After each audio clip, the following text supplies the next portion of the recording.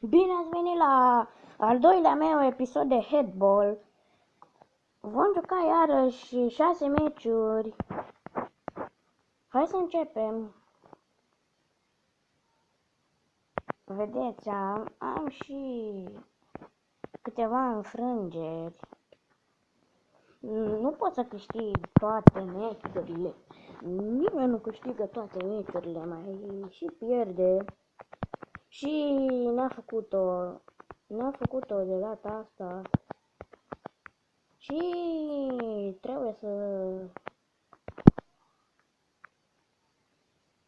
să egalăm neapărat.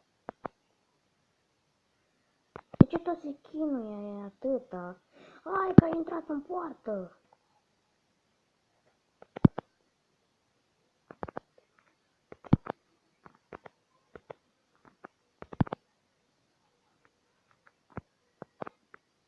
Este 2-2! 2-2! Revin oare? Oare să și conduc? Oare? Nu, mi-am dat autogol.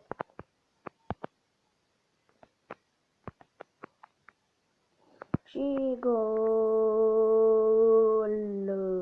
Foarte important la acest joc este să deschizi scorul.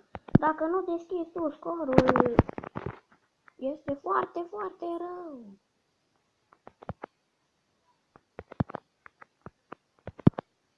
Patru la 3! Reușesc să conduc.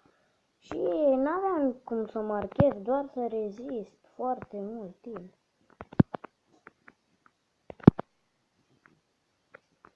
Mingea se duce peste poartă. Oare va fi gol? Nu! Ba da, este 5-4 și mai sunt doar 10 secunde din meci. Mai sunt doar 10 secunde din meci.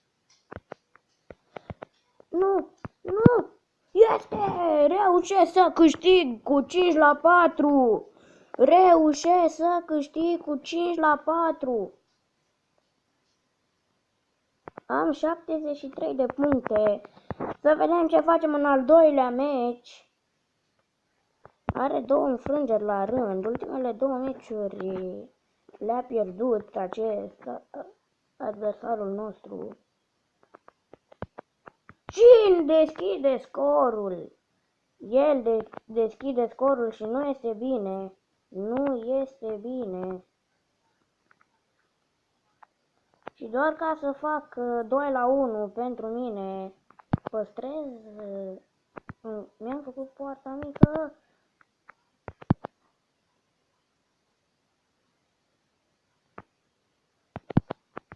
Nu se poate!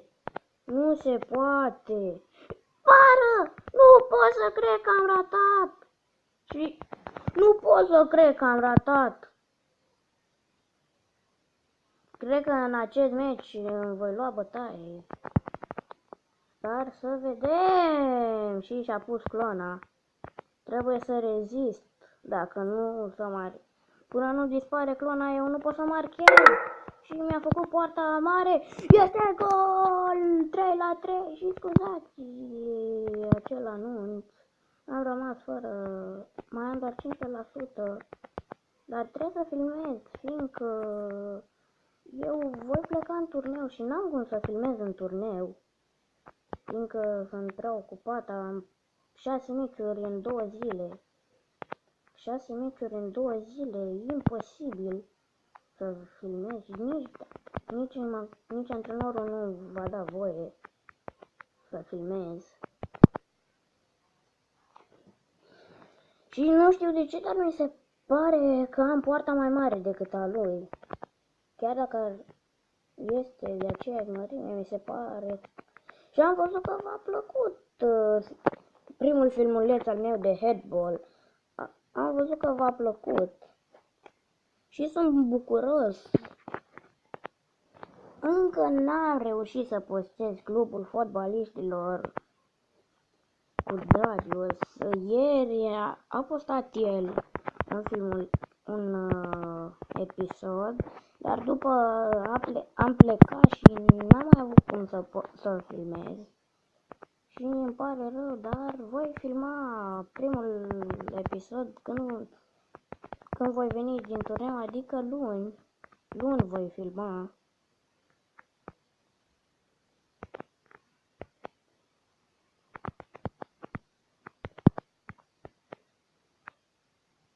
Cât noroc am, dar și ghinion. Gol. Și doar pentru a face 3-2 sau chiar 4-2. Voi face 4-2. Este 4-2 pentru mine. De ce am sărit. Dar totuși reușesc să fac 5-3 și și-a pus clona. Trebuie să-l țin sus. Aproape să dau gol cu clona. 6-3. Este 6-3. Voi mai filma un episod până când plec. Va fi de Food Draft. Astăzi a apărut un episod de Slither în care am vorbit mai încet. Nu puteam să vorbesc tare, fiindcă tata dormea încă. Încă dormea tata și nu puteam să vorbesc tare. Acum trebuie doar să mă apăr. Da, mai dau un gol. Este 8-5 pentru mine. 8-5. Haide, bă. Am terminat cu stil.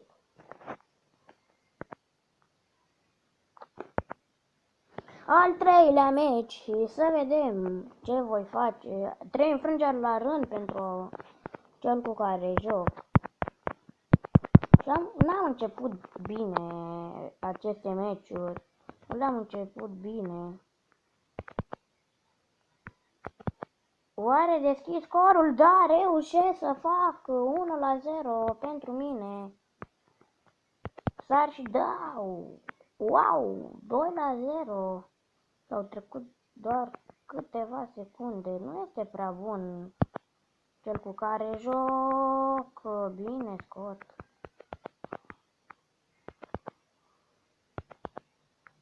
Wow, n-aveam ce să fac. N-aveam ce să mai fac la acel șut. Și-a folosit o putere, eu niciuna încă. Le păstrez pentru final, fiindcă dacă mă va conduce, voi putea să întorc meciul. Și hai că deja mă enervează. Atâta. Da, mă? Da? Ia, mă.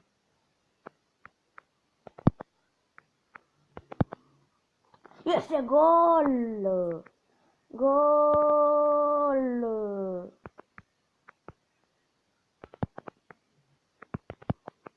Gol!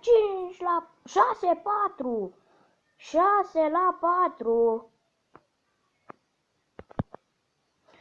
7-4! Fac spectacol!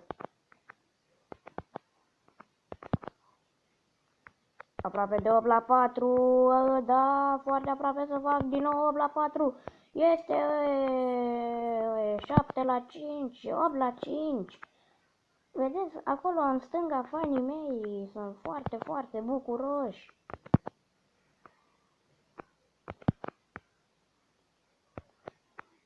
Reușesc să intervin și ultimul gol al meciului, nu!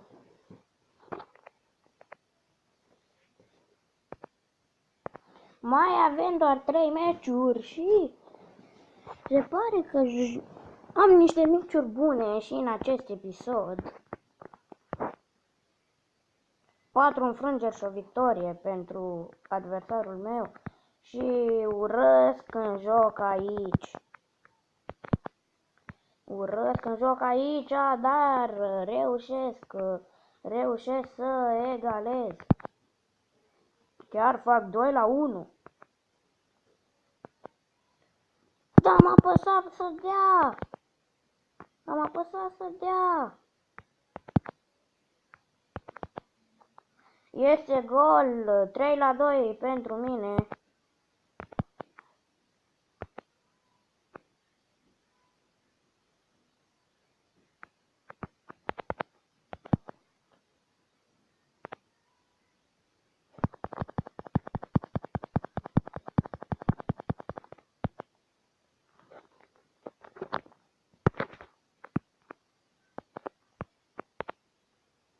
Gata, deja mă enervează.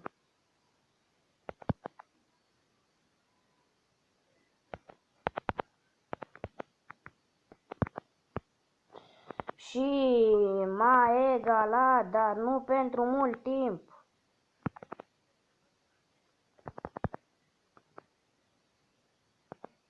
Nu, am apăsat să dea încă o dată și face altceva.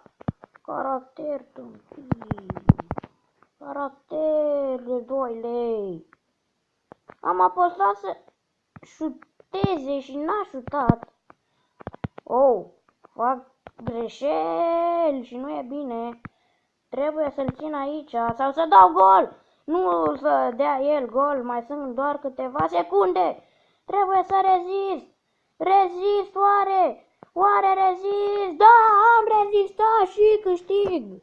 Reușesc victoria. Mai avem un singur meci. Acesta este ultimul. Joacă bine, n-am ce să zic. În loc de small goal, clona.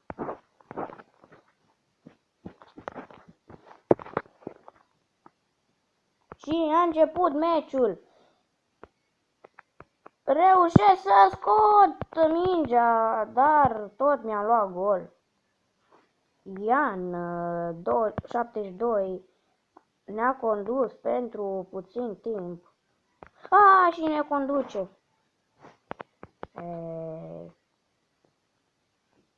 Da? Clonă. Avem 3-2.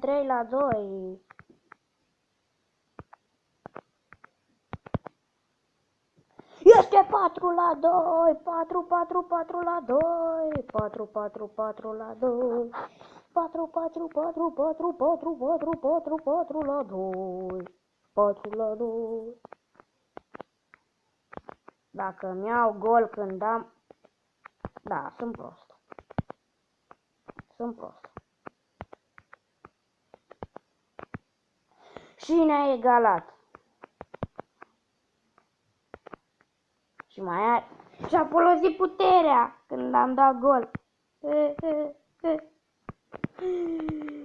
Și ne-a dat gol.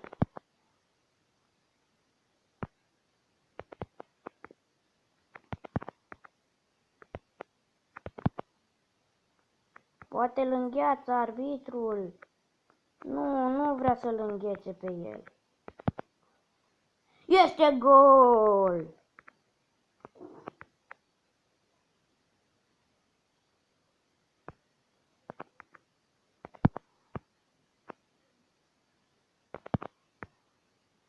Nu!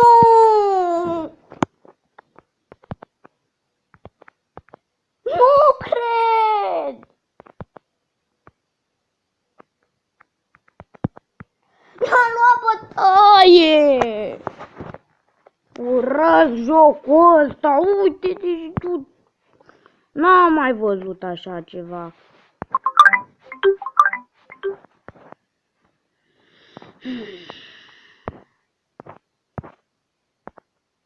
Și acesta a fost episodul de Headball, papa.